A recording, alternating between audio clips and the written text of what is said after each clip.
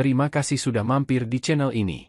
Perikop Lukas 18 ayat 18 sampai dengan 27 menceritakan tentang seorang pemimpin yang kaya yang bertanya kepada Yesus tentang cara untuk memperoleh hidup yang kekal. Berikut adalah penjelasan setiap ayat.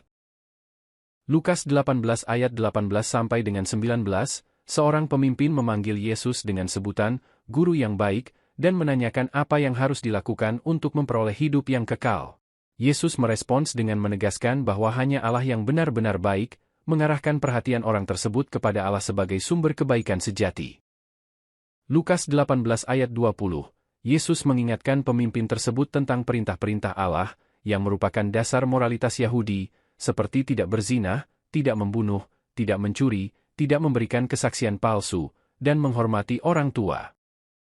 Lukas 18 ayat 21, pemimpin tersebut menjawab bahwa dia telah menaati semua perintah itu sejak masa mudanya, menunjukkan bahwa dia adalah seorang yang religius dan bermoral. Lukas 18 ayat 22, Yesus menantang pemimpin tersebut dengan mengatakan bahwa dia masih kekurangan satu hal, dia harus menjual semua miliknya dan memberikannya kepada orang miskin, kemudian mengikuti Yesus. Ini adalah ujian bagi pemimpin tersebut untuk melihat apakah dia benar-benar bersedia melepaskan harta duniawinya demi mengikuti Yesus. Lukas 18 ayat 23, pemimpin itu menjadi sangat sedih karena dia sangat kaya. Kesedihannya menunjukkan betapa sulitnya bagi orang kaya untuk melepaskan ketergantungannya pada harta duniawi. Lukas 18 ayat 24 sampai dengan 25, Yesus mengomentari kesulitan orang kaya untuk masuk ke dalam kerajaan Allah, dengan menggunakan analogi yang kuat, lebih mudah seekor unta masuk melalui lubang jarum daripada seorang kaya masuk ke dalam kerajaan Allah. Ini menekankan betapa sulitnya bagi mereka yang terikat pada kekayaan untuk sepenuhnya menyerahkan diri kepada Allah. Lukas 18 ayat 26, para pendengar Yesus bertanya, jika demikian, siapakah yang dapat diselamatkan? Pertanyaan ini mencerminkan kekhawatiran mereka bahwa jika orang kaya yang dihormati dan dianggap diberkati oleh Allah sulit diselamatkan, bagaimana dengan orang lain? Lukas 18 ayat 27, Yesus memberikan jawaban yang penuh pengharapan. Apa yang tidak mungkin bagi manusia, mungkin bagi Allah. Ini menegaskan bahwa keselamatan bukanlah sesuatu yang bisa dicapai melalui usaha manusia, melainkan melalui kuasa dan kasih karunia Allah. Kesimpulan dari perikop ini adalah bahwa keselamatan dan hidup yang kekal tidak bisa dibeli atau dicapai melalui kekayaan atau perbuatan baik semata, tetapi melalui penyerahan diri total kepada Allah dan mengandalkan kasih karunia-Nya. Teman-teman sekalian, banyak sekali pertanyaan yang muncul terkait pembacaan ini, antara lain, apakah saudara yakin sudah diselamatkan? Pertanyaan ini mewakili polemik tentang siapa yang dapat selamat. Sebuah perenungan di tengah realitas pertentangan. Ada yang beranggapan keselamatan adalah hasil usaha dan upah dari perbuatan amal.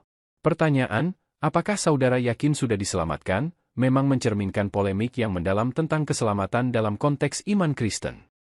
Siapakah yang diselamatkan, mengajak kita untuk merenungkan beberapa konsep teologis penting.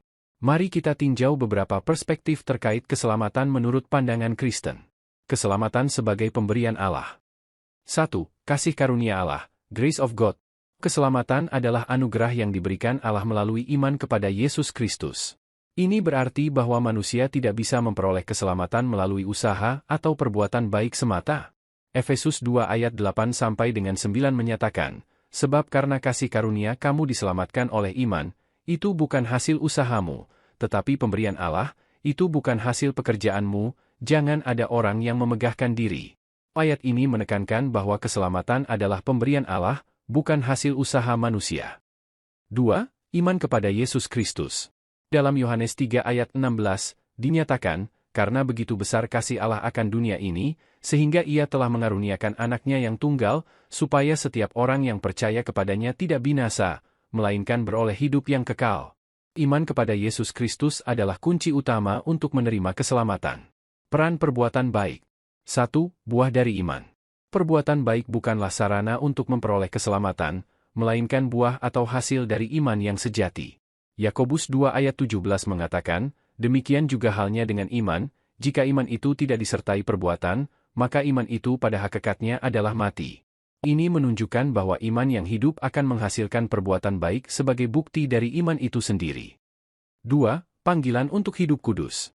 Orang Kristen dipanggil untuk hidup dalam ketaatan dan melakukan perbuatan baik sebagai respon terhadap kasih Allah.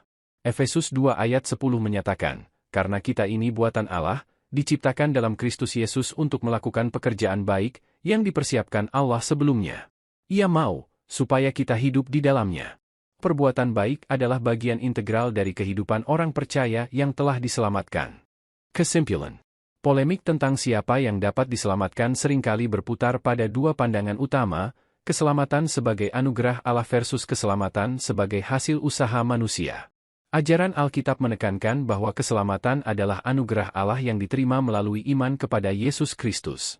Sementara itu, perbuatan baik adalah bukti dari iman yang sejati dan hasil dari hidup yang telah diubahkan oleh kasih karunia Allah.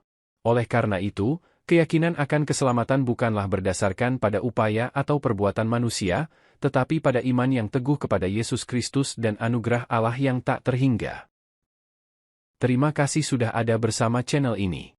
Semoga iman kita semakin bertumbuh dan semoga melalui channel ini Anda boleh mendapatkan jawaban yang Anda rindukan selama ini.